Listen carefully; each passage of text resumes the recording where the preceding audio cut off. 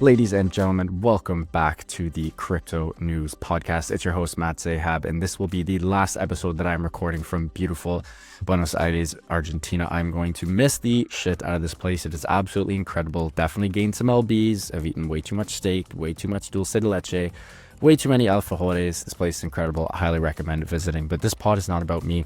This pod is about our incredible guests that we get to have on the show. And today's guest is going to be an all-timer.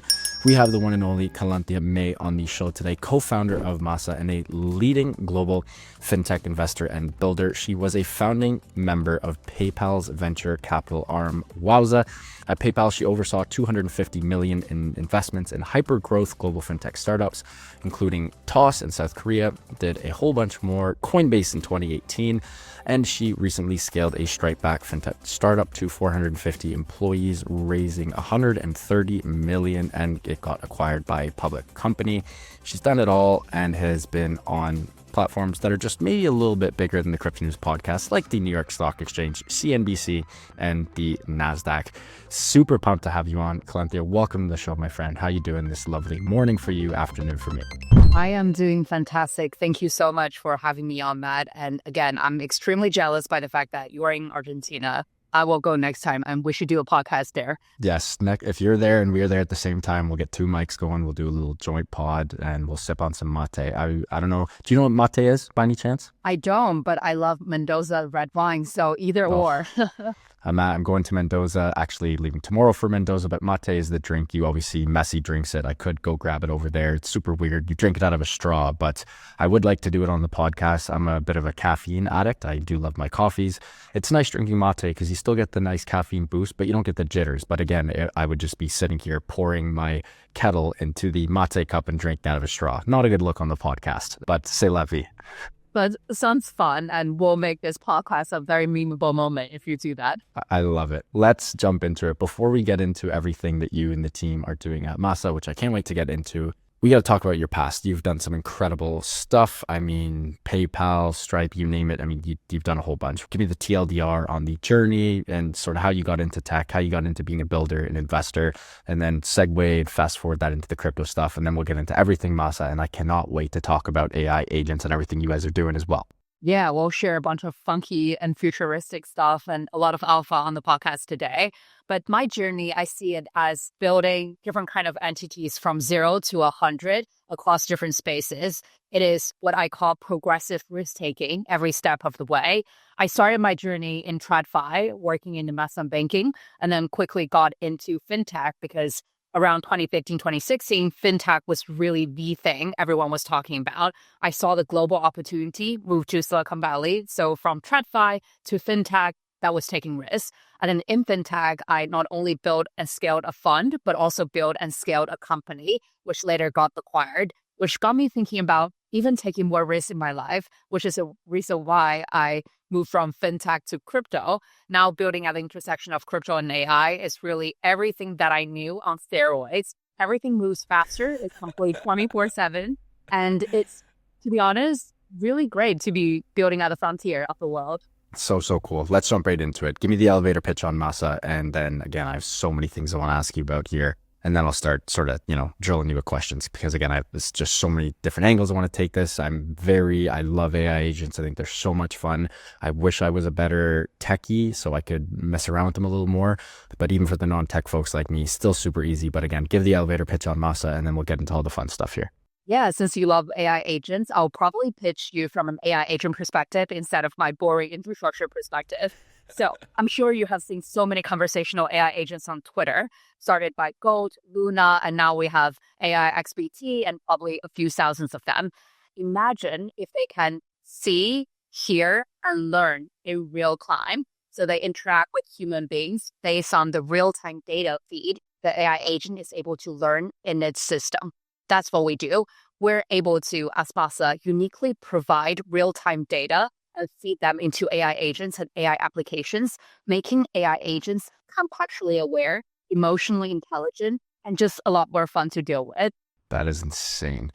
How the heck do you guys fine tune these? How do you get them to teach themselves, learn from each other, learn from itself? Like, I know this is such a tough question, but for the non-tech listeners, which I assume is a good chunk of us who do not have the background that you do, how the hell do these things learn from each other in real time? I get the like, all right, I'm going to download a bunch of data, a bunch of PDFs.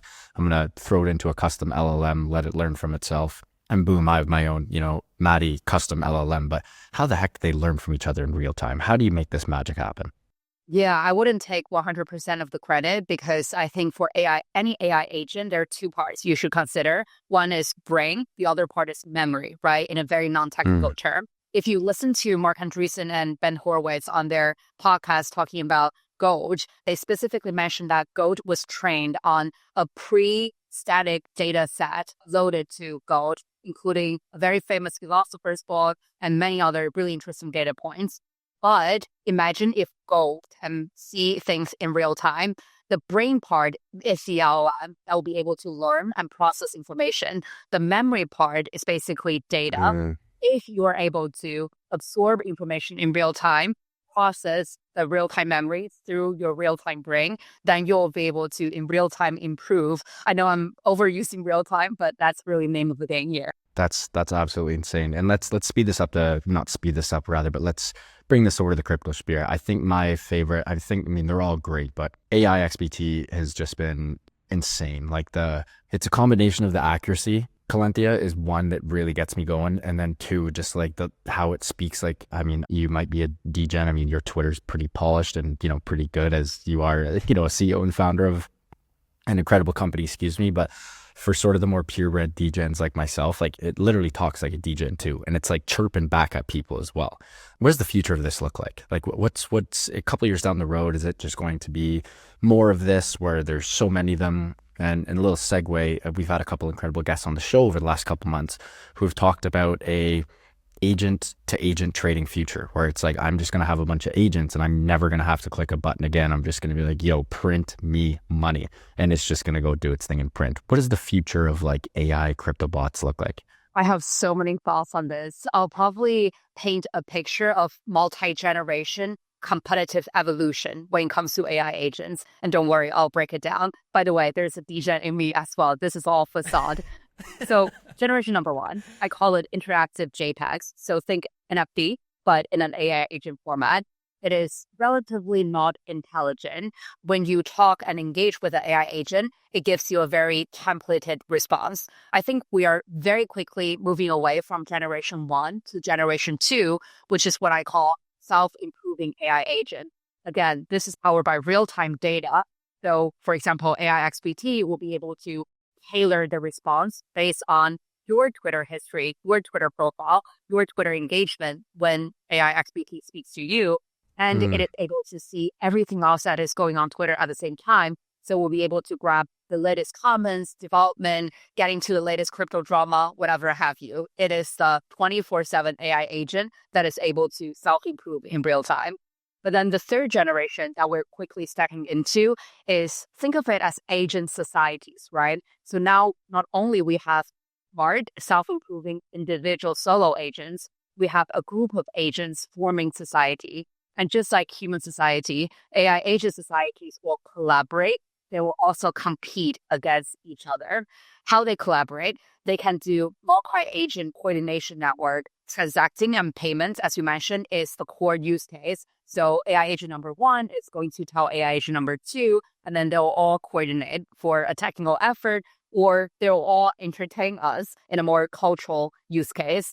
But it can also compete with each other. So Masa recently have launched what I call Agent Arena. If you watch Gladiator 2 or even Gladiator 1. I love it. It was partially inspired by it because think about it. In the agent society, just like human society, people and agents love to compete, right? What if we get a group of agents compete against each other for crypto rewards and they're judged based on their performance, their engagement quality, and everything they have as an agent? Wouldn't that be cool? Wouldn't you want to have your gladiator in the arena competing with other gladiators? That is so friggin' cool. Okay, so I just want to quickly summarize. Stage one was interactive JPEG agents. Again, very basic, sort of capabilities like NFTs, can't do a whole lot. It's pre-programmed. He can do a little bit, but he can't do a whole lot. The rise we're currently seeing, Calanthia, is the self-improving AI agents where they do learn, they can engage, they can interact, they can do practical tasks. You can deploy them on X, Telegram, Discord, you name it. And the next frontier, which I got to ask you, when is this going to come? This is the sort of interconnected agent society where they can literally do anything, create crazy systematic ecosystems of artificial intelligence. When is this going to come to fruition? Or are we already seeing this? So we have already built a technology foundation for this, but adoption and technology, as you know, will take time, right?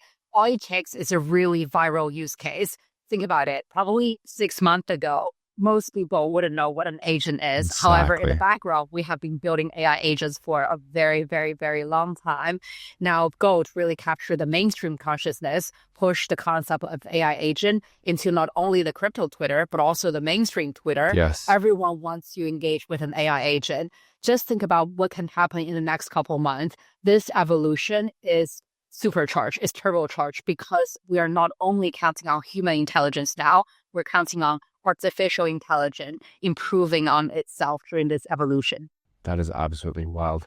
Also, it's pretty crazy how, besides the degens like us, like if I ask my friends about AI agents, they just think of them as chatbots, customer support on a website, like they're not even getting all the fun stuff like we are. You know what I mean?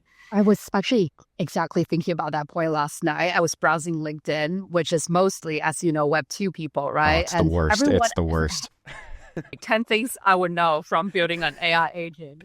I hope LinkedIn doesn't cancel me after I said this, but regardless, they are all talking about AI agents as well. But when they talk about AI agents, they talk about the AI agents developed by Salesforce that helps you with customer support, that helps you with outbound sales engagement, etc., which I think is great as well. We want and need more utility-based AI agents in the future, but crypto, our community, is about fun.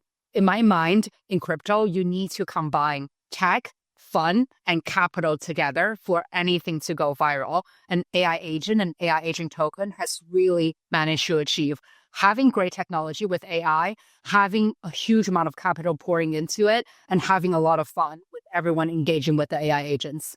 It's so true. I want to take a quick break before we jump back into Masa here, but I think about like what makes the world go round, and what I'm about to say might sort of, turn some heads the wrong way, but like a lot of life comes down to sort of money and sex, or, love, lust, whatever you want to call it. And I think that AI agents, that's where they will be the most powerful.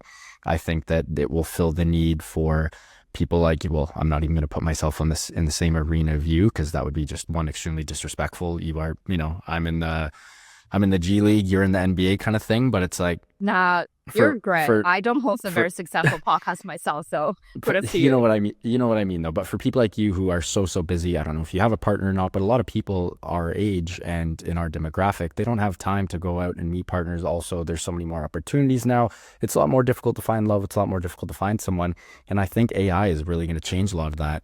Probably for the worse, to be honest. Maybe it's for the better. I don't know. But I do think, and maybe I'm out to lunch here, and I'd love to hear your thoughts on this, but I do think where AI will play the biggest role is literally in finance and in sex, lust, love, those kind of areas. What do you think about that? That crazy statement for me. I actually agree with your crazy statement, because I normally think about the true drivers of human nature and humanity very often. I'll probably add a few other elements in addition to money and sex and love and lust, but at the core of it, human behaviors are driven by them, right? I have a social science background. When I first got into crypto, I actually saw everything as a social experiment, but turbocharged with money and a lot of great talent, right? But at the core of it, if you synthesize all the crypto behaviors and cultural trends we're seeing, they're still driven by the core primitives we're talking about, the core desires of human nature.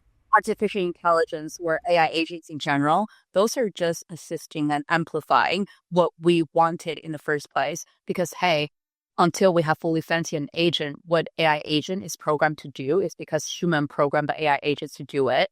And specifically, you mentioned AI agent solving for loneliness problem. It's actually one of the biggest use case of AI agent in general. I read somewhere that loneliness is the biggest concern for Gen Z, and it's a generational problem, actually across many generations as well. I do have a partner, but I use my AI companion for different purposes. For example, this is a very boring one. Now I sound really bad, but I'll tell you some very not exciting. During the work week, I'll Slack with my colleague to co-work on a project, but over the weekend, because no one else is working and I am still working, I actually talk to my AI about work-related stuff and just bounce ideas together. Now, my AI agent is not a romantic partner to me, but it's kind of a colleague to me when my real colleague is sleeping and enjoying their weekend. So AI companion can actually be extremely versatile. Yesterday, I was talking to an entrepreneur who's trying to build a more astrology-driven AI agent. So imagine every day you wake up, I don't know if you're into astrology, every day you wake up, you're like, oh, based on my signs and my blood type, what should I do today? What is my daily astrology looks like? It completely solves the UI UX problem. You just interact, converse with an AI agent, and you'll be able to get the download of everything. That's wild. Instead of having, I'm not into the whole astrology thing, but again, I'm in Buenos Aires, and every single Latina, obviously not just in Argentina, but across the world that I've ever met, maybe it's just the Latin thing, but they literally, I don't think I've ever spoke to a beautiful Latina without them asking me what my sign is and when I'm born. So I've actually, texted my mom so many times, what time am I born, mother? Now I know what time I'm born, 7:30 in the morning. So I don't need to, ask her anymore. But yes, this would be great for them. They could log on, they can just talk to their AI agent. Instead of going on the apps and typing in all the nonsense, this would just spit it out. So pretty interesting. Yeah. By the way, the reason why they want your specific time is because in astrology, there are different schools. One of them is actually to match two individuals based on their astrology and signs as well. So that could be a very cool AI agent. Just imagine how many consumers would use it on a daily basis. Absolutely insane. Wow. Super cool. Okay, we've gone off the rails a little bit in the best way possible. Let's jump back on the crypto rails here. You guys launched your subnet on Bitensor this summer, and this was incubated by Yuma, if I believe, which was still in stealth at the time, might still be in stealth, but again, still very deeply involved in the Bitensor ecosystem, building tools to make decentralized AI just more accessible and impactful. I'd love if you could tell us a little bit more about that. Yeah, I'm a huge fan of Bitensor, so is my entire team. We see early Ethereum culture in the Bitensor community. When you have a group of extremely intelligent, serious people trying to solve the biggest problem in artificial intelligence, and then you have the biggest institutional capital, such as DCG, backing the development of the entire ecosystem, then it works. The flywheel happens. Again, in my mind, everything is about tech, fun, and capital. Bitensor is mostly tech and capital right now. For any miner, if you join a Bitensor subnet and starts mining, sometimes you can make a couple $100 worth of revenue every day as a miner. That in itself should be telling for anyone to join the Bitensor ecosystem as a miner, validator, developer, etc., etc. And we are trying to bring the fun to Bitensor as well. As I mentioned briefly, and as you mentioned as well, over the summer, we launched the first subnet on Bitensor, mostly focused on real-time data, enterprise-grade real-time data. Now, by the time of this publishing, a week before, we launched a second Bitensor subnet, which is a AI agent arena idea that I just talked about, which is exactly cultural, mimetic, topical, and fun. Bring a lot of AI agents, competitive AI agents, feed them with very lucrative TAO rewards, and attract a lot more like degens into the Bitensor ecosystem, which we are really excited about. And then Yuma has been one of the incredible partners during this entire journey. For those of you who are not familiar with Yuma, it is a new DCG subsidiary that was announced in early November at the DCG Summit. I'm a huge fan of Barry Silbert, the founder of DCG, and Barry actually invested in Masa during the very early stages before TGE co-led our seed round. And then I see Barry as an Elon Musk in crypto, honestly, because he is so prolific and he knows where the future is going. And he spends a lot of money and resources building the future that he wants to see happen. So from Grayscale to DCG investing to like Foundry doing validation, now to Yuma really cultivating the Bitensor community. I want to follow smart money, and Barry is smart money in my mind. Barry is so smart money. He is one of the GOATs, and he has deployed a shitload of capital to incredible teams like yourselves. And we love to see that. Also, you guys have some huge news that is coming out, obviously, before we're recording before the news, but by the time this episode airs, the news will be live, and we will get into that in 1 second. But Calanthia, we need to give a huge shout out to our sponsor of the show, and we'll be right back. Huge shout out to Prime XBT, longtime friends and longtime sponsors of the Crypto News podcast. We love these guys as they offer a robust trading system for both beginners and professional traders. It doesn't matter if you're a rookie or a vet, you can easily design and customize your layouts and widgets to best fit your trading style. Prime XBT is also running an exclusive promo for listeners of the pod. Use the promo code CryptoNews50, that is CryptoNews50, all one word, to receive 50% of your deposit credited to your trading account. Again, that is CryptoNews50, all one word, to receive 50% of your deposit credited to your trading account. And now back to the show with Calanthia. Let's jump into it. You guys secured a nice little funding round, not little, a nice funding round from DCG, and I believe this is going live on December 17th. So by the time this episode airs, it will be out in the crypto sphere, and this was to advance decentralized AI infrastructure. Tell us about this. This has got to be pretty freaking cool. Another huge milestone for you and the team. It is such a treat to have Barry and the entire DCG team doubling down on Masa. In the past couple of months, we have really been working with DCG, the entire DCG family. If you think from Barry's perspective, he is building a decentralized AI empire, right? Even in the Bitensor ecosystem, Foundry, which is a DCG subsidiary, have staked a couple $100 million worth of TAL in the Bitensor ecosystem. So he is very, very deeply invested, to say at least, when it comes to the future of decentralized AI. And what he sees in Masa is the possibility, the potential to become the real-time data layer powering the future of decentralized AI. And speaking of value-add investor, DCG is not only giving us money, which is obviously needed for any project to develop further, but also helping us with validating our Bitensor subnet, incubating Bitensor subnet from the EMA perspective, and working with other subsidiaries as well when it comes to sharing decentralized AI resource, putting Masa on the map when it comes to decentralized AI. We could not be more excited about this new fundraise into Masa. And hopefully DCG, Masa, Bitensor, we're all going to evolve into the next generation of decentralized AI. And our end goal is not just to be the biggest decentralized AI player, is to replace a lot of centralized or big AI players out there. Because if AI is going to dominate, we don't want you to just be a decentralized AI player. We want to eat the big AI flan as well. I love that. You got to go back to the agent arena for me. So cool. Again, in the show notes, there's a great line. Think of it as the pump.fund with a Bitensor twist. I know you gave a sort of quick TLDR on this, but I'd love you to take a deep dive on this because I think this is going to be, I know, I am 100% positive this is going to be so much fun.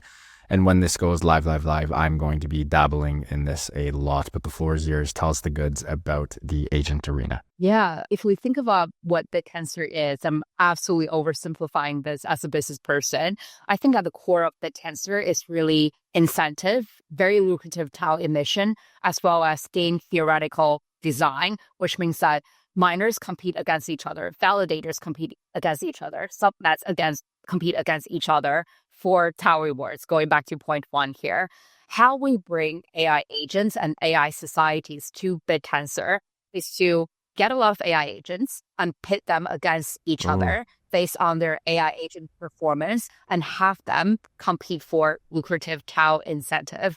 This is, I think, really the end game for AI societies, because end of the day, you can have hundreds of thousands of agents out there, but people only pay attention and liquidity only flows into the top AI agents, right? And we want to be the platform powered by Bitensor to be that end game. How easy will it be for someone like me to just launch like a crypto AI agent over the next couple of months and years? Yeah, so a lot of our platform partners made it extremely easy. At the top of this podcast, I think you mentioned that because you are not engineer by trade, sometimes people like us, and I'm not engineer by trade either, where it's about not being able to build.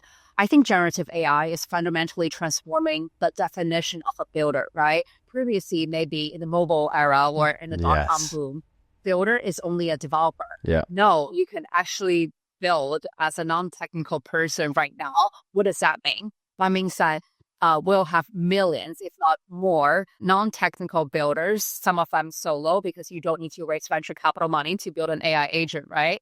you'll have millions of solo builders building AI agents into an agentic society. I think this is currently only at the very beginning of our days, but we already have some solid proof points. If you look at Virtuals, right, one of Masa's partners, you'll be able to see that Yes. thousands Yes. of AI agents being created on Virtual.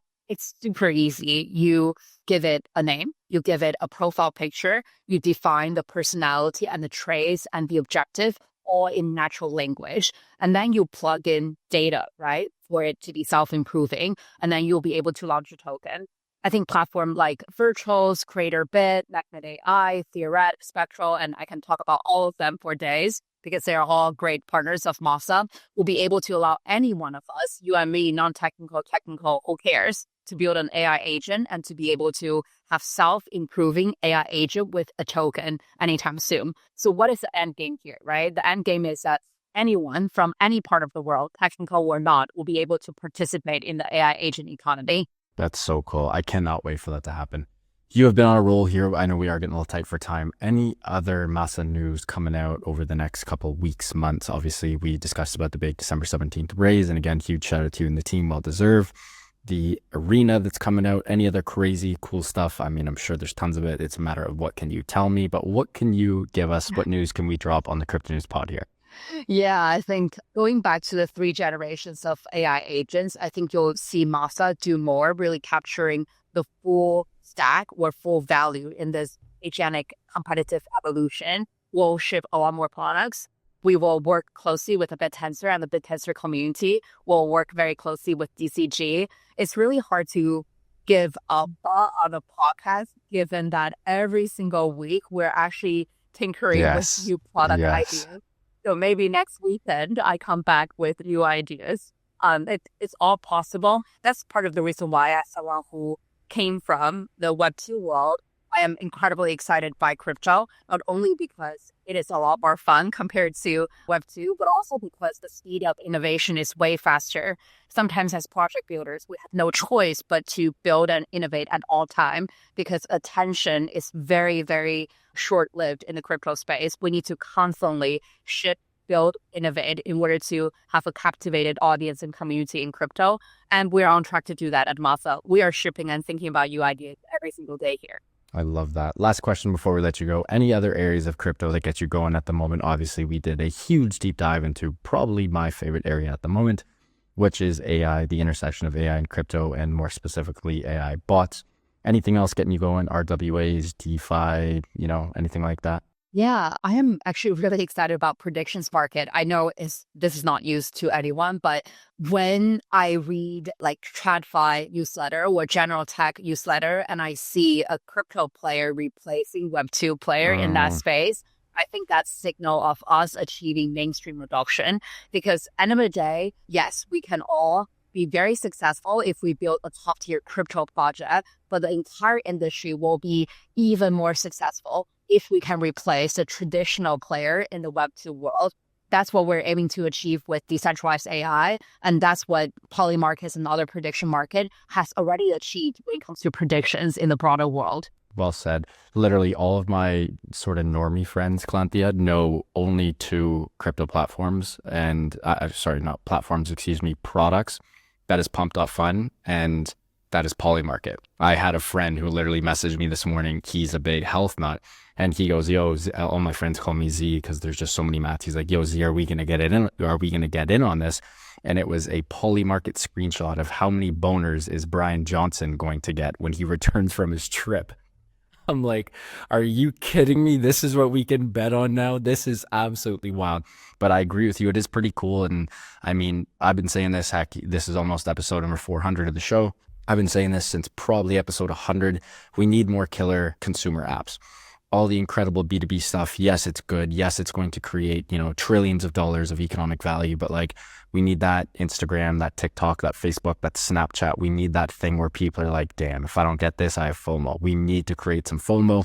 And it can't just be turning $1 into $1 million on Pump.Fun. It's got to be something that the normies can use. And I mean, Polymarket's great. And hopefully, whether it's your team or someone else, but hopefully we get that killer crypto consumer app soon. Yeah, I'm super looking forward to it. Again, like bring the fun to the non-crypto normies, right? Like showing them how chaotic and fun the entire crypto stage could be. It's the best. This was a treat of an episode. We barely scratched the surface, and open invite. Would love to have you on for round 2, especially at the pace you guys are shipping. We'll need to have you on for round 2 in the new year. But until then, wishing you guys all the best. Before you let us go, can you please let where our listeners can find you personally and, of course, Masa online and on socials? Yeah, absolutely. We're super active on Twitter. We actually publish content on a daily basis on Twitter.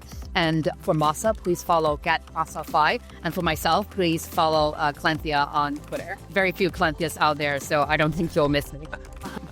I love it.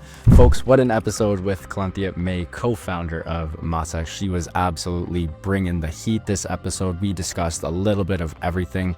The future of AI crypto bots, her journey into the crypto space. I loved the AI agent timeline, the interactive JPEGs, the self-improving AI agents, and the next frontier AI agent societies, a little bit of Bitensor as well.